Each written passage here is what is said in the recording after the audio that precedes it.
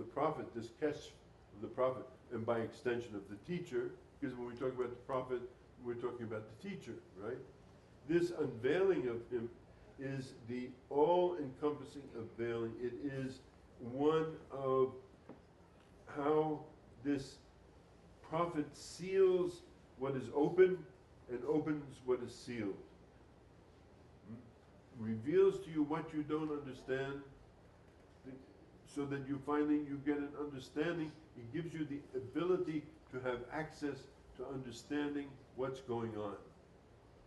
That's very important. If you don't understand what's going on, you're still in the dark. You've got to have some way of coming to grips with, you know, I have problems, things that are wrong with me, but how do I get the access to change my problems so they no longer have these problems?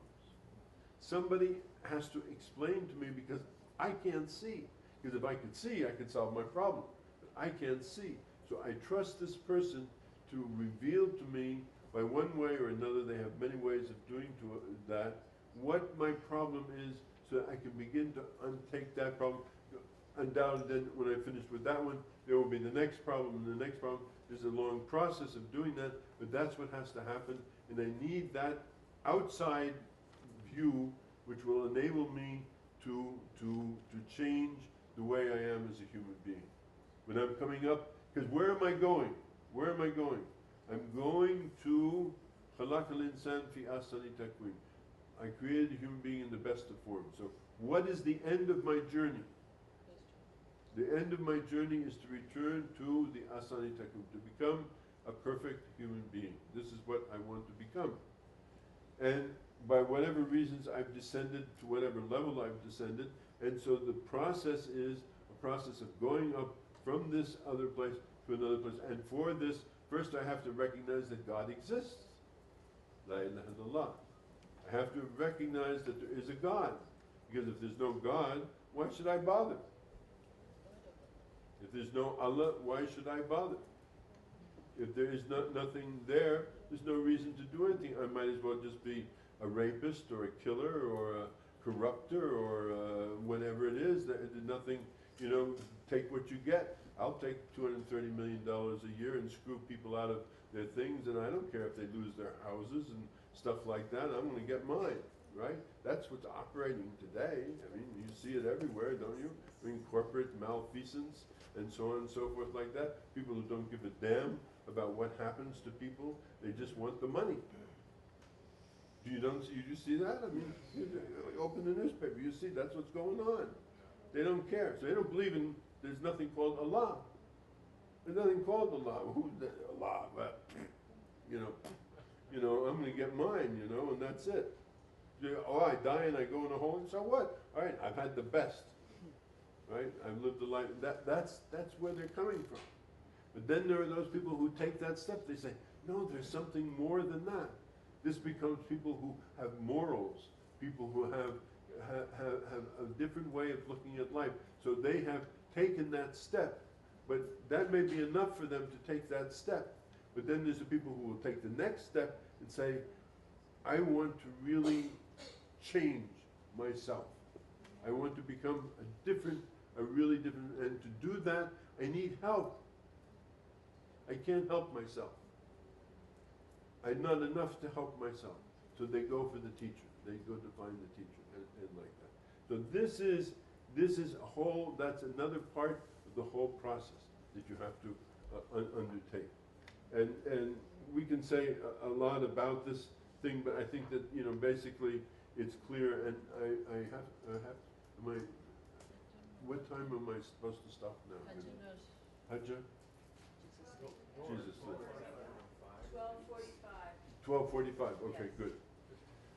Lunch is at 12:45. Okay, all right. So yeah, because I know the whole schedule has changed, and I'm not. I never. It always does that, and I never can keep quite up with, you know, exactly what's going on. So and that's why I came late to City's talk this morning, because I thought it'd begin at 10, but we get a quarter of 10. Well, okay. All right. So then I talked with you already about this idea of the entering into the gate of knowledge, into the city of knowledge, to the gate that is Ali, and by extension all of the shayub who are, you know, his representatives in time, or generationally, right? He says, I am the city of knowledge, and entered by the thing like that. And then also I mentioned in Aladina Yubai Unica, those who pledged allegiance to you pledge allegiance to Allah. So when you're pledging allegiance to the Prophet, or to the teacher in this sense, or the Imam in that sense, is that when you pledge allegiance to that, you do it, you understand you're pledging allegiance to Allah, and Allah's hand is above their hands. And then, but it says, and this again I want to repeat for you, whoever breaks this pledge, only breaks it to their own loss. But it's for those people who fulfill this contract that you have made with Allah, you will be given an immense reward. So that's kind of what keeps you going, in a sense.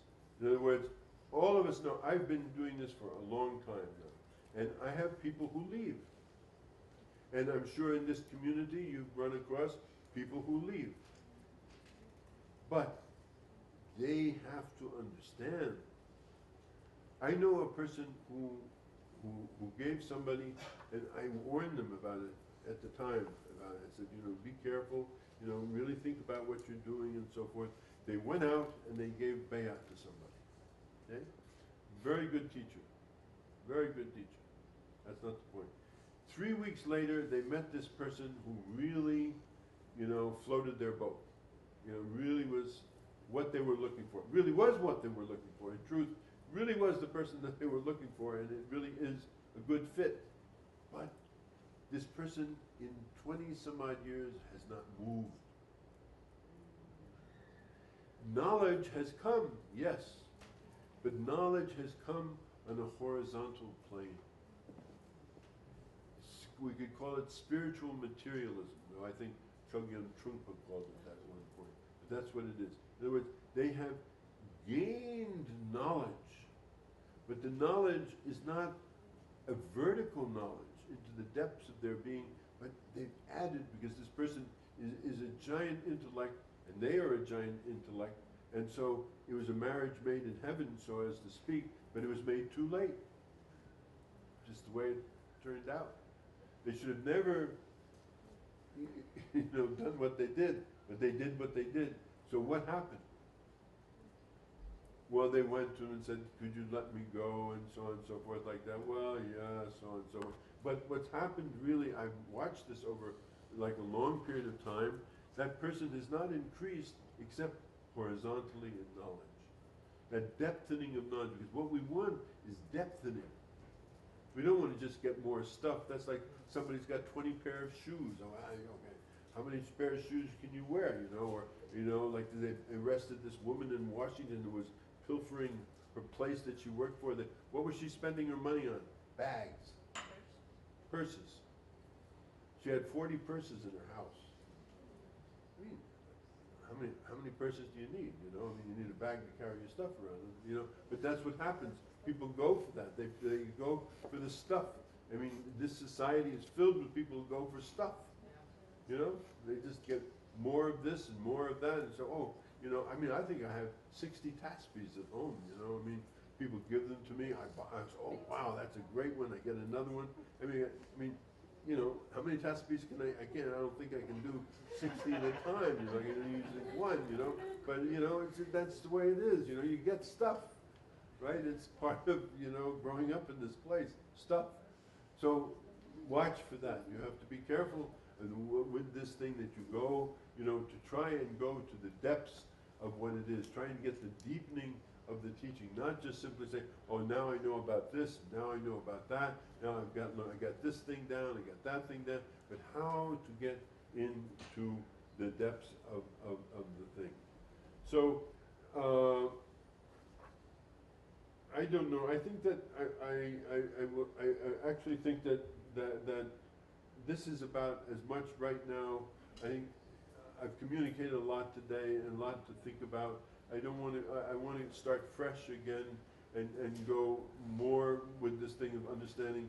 You know, understanding the teacher, because it's very important to do that that who, and then we have why and what and where and when, and I don't know we'll ever get to all of that stuff, you know. But anyway, this who thing, I think you get the idea of the who thing. The who, you gotta find that person somehow if you want to, you know, change your life. That's what I'm saying. You know, you have to find it, and if you find it, make your commitment and give yourself wholeheartedly to it, and go for it and try and get as much as you can out. So if that's enough, I think, you know, I think that's enough for today in terms of understanding, because there's another level that I have to get to. I'm looking at my notes here, and there's this other level that I need to talk about, you know, which is, okay, I'll just touch on it, because there is a few minutes left. Just touch on it. I'm not going to go deep into it, but what happens is when you submit to all of these things happen, this is still going outwards, right? It's still going outwards. You're going to the teacher. You're getting things from the teacher. The teacher's teaching. You're learning like this. But what begins to happen now, you begin your prayers, like, you know, instead of, you know, thinking of prayers as like, you know, this you know, thing I gotta do, you know, you really, you know, you look forward to making sajda. Because when you make sajda, somehow, sometimes when you make sajda, everything goes. Everybody had that experience? You know, it just goes. All that stuff that you've been carrying around all day long, all those anxieties, all those problems and everything else like that, they go out. You feel, whoa. When you finish the salat, you feel like, whoa, I feel good, you know, like that. And so you're beginning to experience results from the teaching. This is now you're getting these things now. So what happens?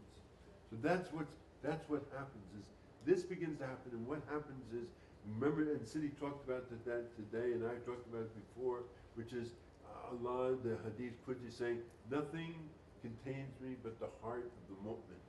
So in other words, the heart is getting finished with those 60 tasbihs and those 20 pair of shoes, those 50 shopping bags and all that stuff. That's the garbage, you know, the accretions and stuff. It's emptying. You're emptying yourself. And if you're quiet, really quiet, and you listen, and you look, you begin to see a light inside of yourself. You begin to feel like there's a seed that's beginning to blossom. It's beginning to pop out of its little thing inside of you. You begin to feel this happening. So that's what we're going to go to. Promise. I promise. I promise Allah, inshallah. You know, in other words, yeah, that's a trailer.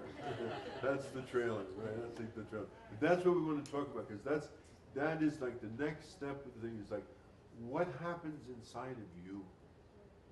Why do we bother to do all of this? What is the value of it? The value of it is this seed of light inside of the center of your being begins to blossom. And that really changes everything. And that's the reward that Allah is saying. If you stick with this, like, you can go down the street and find something else. You can.